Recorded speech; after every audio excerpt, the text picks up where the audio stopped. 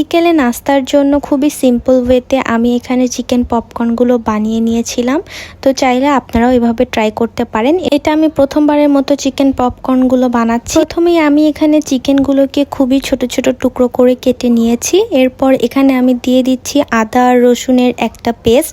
এর সাথে আমি অ্যাড করেছি লবণ, গোলমরিচের গুঁড়ো, সাথে জিরার গুঁড়া আর মরিচের গুঁড়াও আমি অ্যাড করে দিয়েছি। এরপরে আমি এখানে টমেটো সস অ্যাড করে দিলাম। এখানে একটু সয়া সস অ্যাড করলেও ভালো হতো, কিন্তু সেদিন আমার কাছে ছিল না।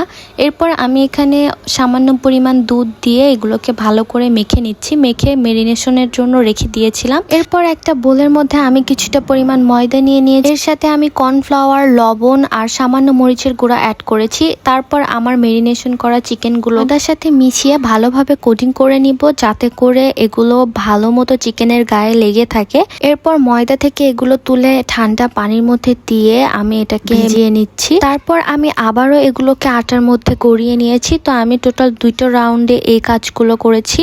এরপর একটা ফ্রাই প্যানে আমি তেল গরম করতে দিয়েছিলাম। সেটা গরম হওয়ার পর একে একে আমি এই চিকেনগুলোকে দিয়ে দিচ্ছি। একদম লো হিটে 2টো ব্যাচে আমি এই চিকেনগুলোকে আস্তে আস্তে করে ডিপ ফ্রাই করে নিয়েছি, একদম লাল লাল কালার আসা পর্যন্ত। এরপর চিকেনগুলোকে তুলে আমি একটা টিস্যু পেপারের মধ্যে রেখে দিয়েছি। এটা ছিল আমার চিকেনের ফাইনাল লুকটা যদিও বা সুন্দর হয়নি, তবে চিকেনগুলো কিন্তু বেশ ক্রিস্পি ছিল আর অনেক বেশি স্পাইসি ছিল।